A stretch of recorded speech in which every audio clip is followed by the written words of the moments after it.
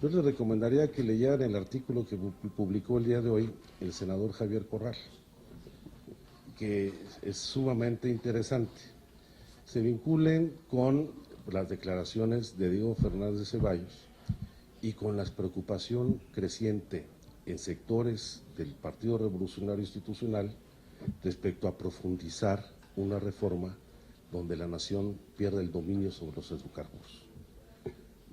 Yo creo que al buen lector, pocas palabras. Estos retrasos que se han tenido también en la presentación del dictamen, es que no hay consenso en el acuerdo del PRI y el PAN en la reforma. Y por eso pues, hay que estar pendientes a cómo se va a ir presentando el debate y cómo va a ir tomando su definición cada uno de los legisladores. Por cierto, que siendo trascendente la opinión de Diego Fernández de Ceballos, llama la atención que solamente Milenio, que es donde se va a conocer el tema, pero solamente ahí está. Sí nos llama mucho la atención porque es de un impacto muy fuerte al interior del PAN y más allá del PAN también en otros sectores, ¿no? Y por último informarles también que vamos a hacer la entrega de las cartas a las empresas, pues desde el día de mañana vamos a ir a entregar estas cartas personalmente a las 10 empresas que hemos mencionado. Y pues aquí está el texto con las firmas que hemos recabado, ¿no? ¿Puedo mostrarlas?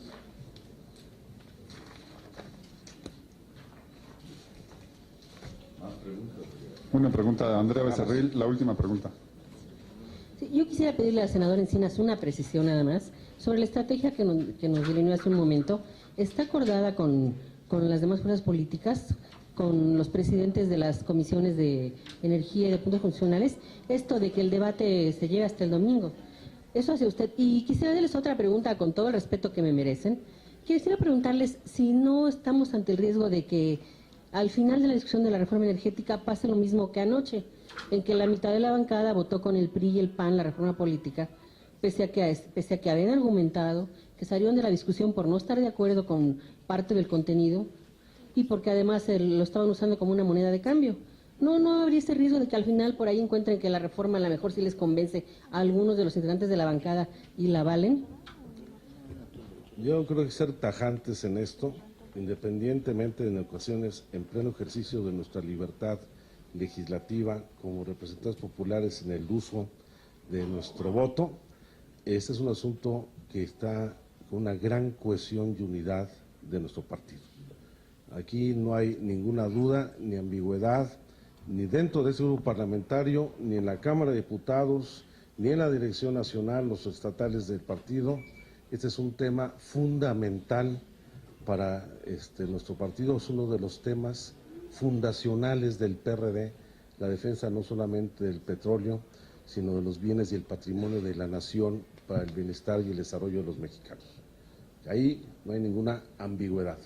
Y lo otro, como lo señalé, pues es un asunto que está convenido, lo estamos discutiendo con el senador David Penchina para que sea un acuerdo del conjunto de las comisiones unidas que debemos de convocar a esta discusión. Y vamos a estar ahí en el debate. No dejar lugar a dudas. Las y los 21 senadores que asistimos estamos en unidad y por supuesto que iremos en contra de esta reforma energética. Bueno, y subrayar nuevamente con toda puntualidad, la consulta popular y su regulación son fundamentales, son una de las columnas vertebrales de la estrategia que tiene el PRD para los próximos días y para los próximos 2 años.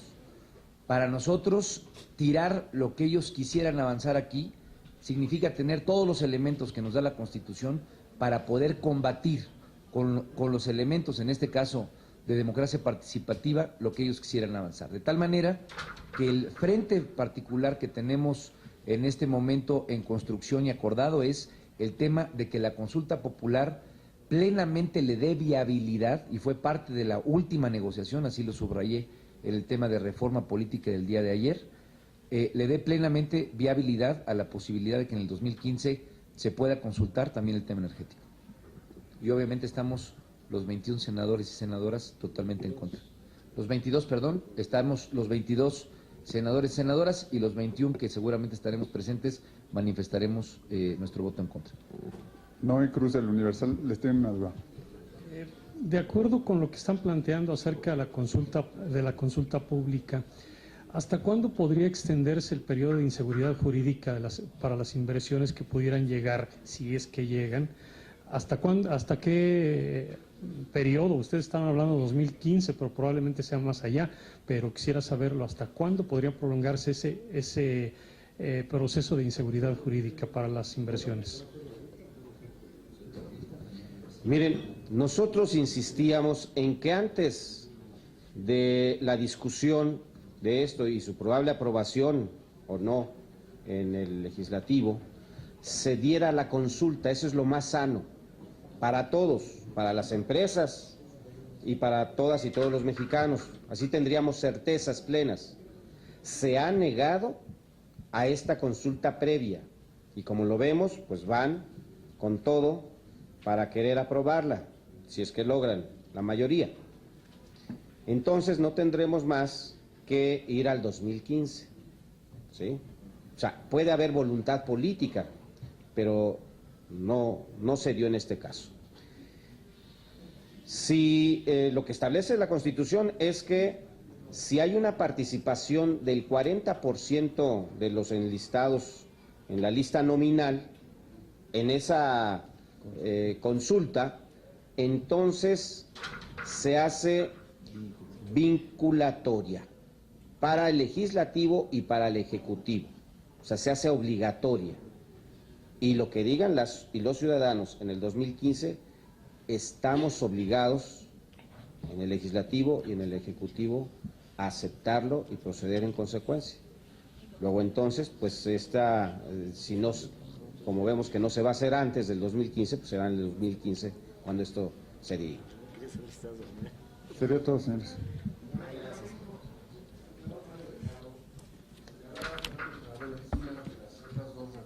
Pendientes. ¿Cuál es la ruta para la reforma del DF?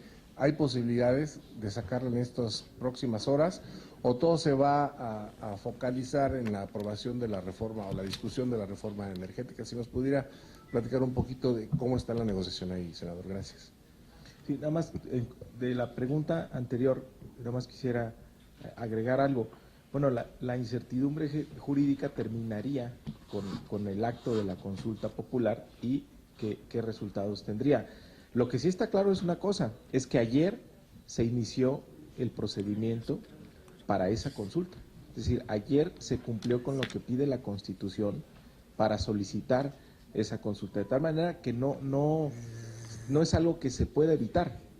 El PRD siempre propuso que lo hiciéramos antes, pero dado que no accedió el gobierno, nosotros a tiempo, antes de iniciar incluso el proceso de dictaminación, se pidió que se haga la consulta, pero además que se detenga el proceso de dictaminación hasta que esto se resuelva. Si esto no va a ocurrir, si efectivamente mañana se instalan las comisiones y empieza el proceso de dictaminación, entonces tendría que resolver la Corte y tendría que todas las instancias que señala la Constitución, el IFE verificar las firmas y demás, pero es algo que nosotros vemos como inevitable. A pesar de que se vaya a aprobar en fast track esta iniciativa, realmente se va a postergar en los hechos su instrumentación hasta que se resuelva el asunto de la consulta popular. En lo que toca al DF, hay muchas posibilidades de que lo hagamos el día de hoy. Vamos a hacer las últimas consultas con los senadores y senadoras integrantes de la comisión y de las otras comisiones que son codictaminadoras para ver si podemos tener una sesión hoy mismo para poder aprobarlo en comisiones y que mañana pudiera darse la primera lectura en el Pleno. Yo creo que en un par de horas podremos determinar si sesionamos el día de hoy, si hay las condiciones y si ya tenemos un acuerdo sobre todo el dictamen que se ha propuesto. Hay varios, como ya lo hemos venido comentando en estos días.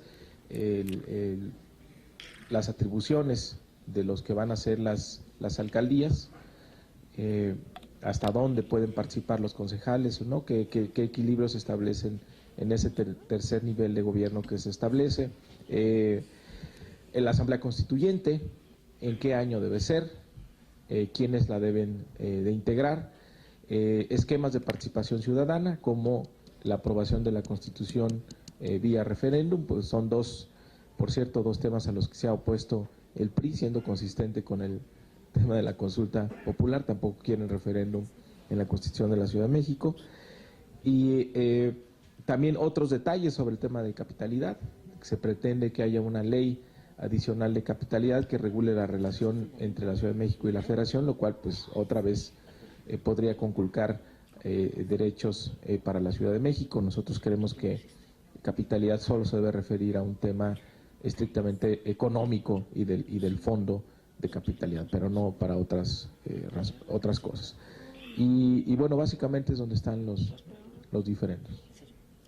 Hay un cuestionamiento de Acción Nacional a la que la hacienda pública de la ciudad sea unitaria, cosa que es una gran contradicción, pretender darle autonomía a la Ciudad de México y socavar su administración. O sea, si vamos a reconocer que necesitamos una figura especial para nuestra ciudad, que es una gran urbe, pues no podemos pretender ya en el esquema fiscal que esto sea como municipios. Entonces no se podría gobernar. Tenemos copias de las cartas que estamos enviando para su conocimiento. Gracias. Gracias.